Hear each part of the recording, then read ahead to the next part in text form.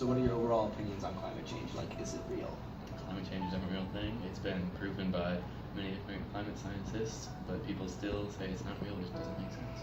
This is an issue of any number of issues. This is an issue that people should have an understanding of.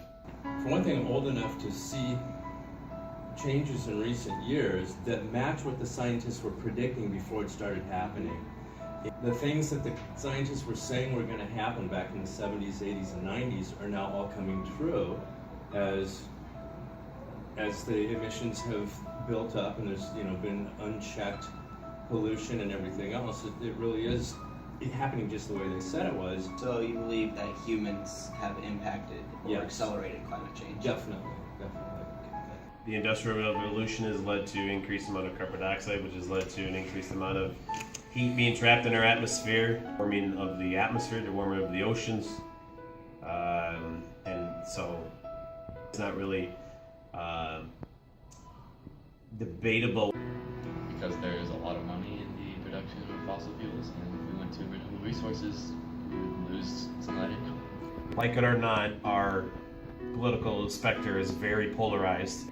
And so you take this concept and you inject it into that situation, and it creates a certain percentage of our population that's automatically against this idea before they've even heard a shred of evidence. I really feel like because maybe the Carter administration tried to make policies, so then there's this sort of resentment builds up, and then it becomes a political thing where suddenly people, like when Ronald Reagan came in and said we're going to make America great again, it's let's go back to just burning all the fuel we want and do whatever we want and the heck with the world.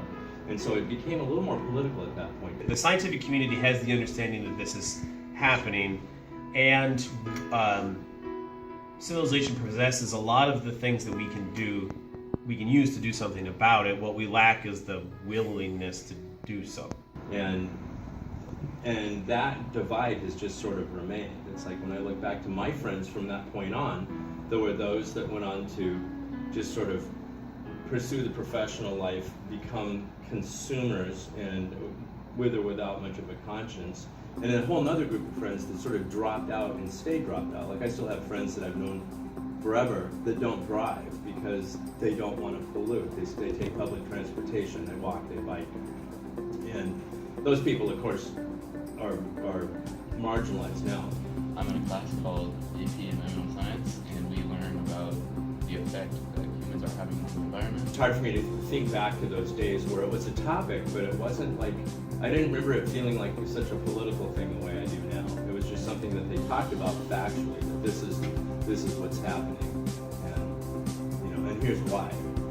From teaching earth science for the past 15, 16 years, climate was always something that was kind of, if you've got time at the end of the semester, we have a full unit in our earth science course, which is the freshman level, required by the state, saying it is required for each student to take earth science, a whole 4-week unit now on climate. The first step to slowing down climate change is getting everybody to admit that it's a real thing, it's a real problem that we need to solve. And after that, we need to focus on moving to renewable resources. So anything that we could do within the electricity sector or the transportation sector that's not burning the fossil fuel, so solar power, wind power,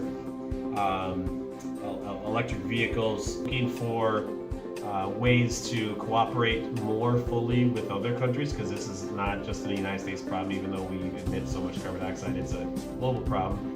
But we've reached a point where a lot of the solutions with wind and solar are now economic. Wind has been cheaper than coal for electricity for a while. Solar is now even cheaper still. And so from the fuel economy standards for cars to wind and solar having larger and larger chunks of electricity generation than they had previously, we're burning less coal now than we ever have before. I think we were before this recent election. I mean, we started to see these wind power popping up all over the place in Iowa. That's a very recent phenomenon. When we moved to Iowa in 2001, you didn't see those. And so now, in 15 years or so, they're all over the place.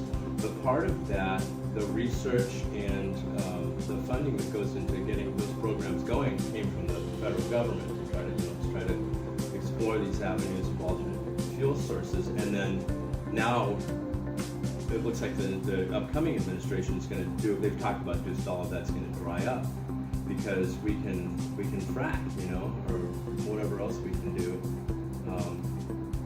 I don't know. It's really majorly frustrating for me growing up when I did to think of returning to that sort of attitude, which is totally unsustainable, really, I think. Because the issue with climate change is that what got us here took decades, and what's going to get us out or improve or at least prevent it from getting any worse is also going to take decades. And that's going to take commitment by administration after administration after administration, regardless of which party.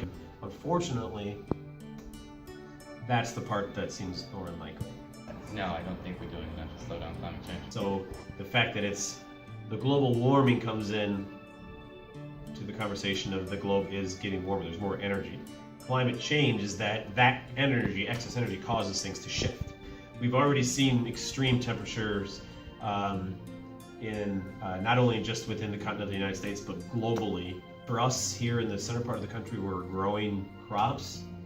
We are growing crops because we have the right soil, we have the right climate. The climate could shift to where now the best climate for growing these crops are further north, up into Minnesota, up into Canada, but they don't have the soil. With flooding events even, the amount of rainwater could be the same, but that rainwater, instead of 10 small rain events, could happen in 2 really big rain events, which then most of that is runoff, not as much of it infiltrates into the soil, so the soil doesn't really have as much moisture, so the crops don't do as well, and then you have flooding. If the plants and the animals on the planet are adapted, and the human civilization is adapted to a certain climate, and that climate changes, you're going to have anything that relies upon any of the natural cycles are going to be affected.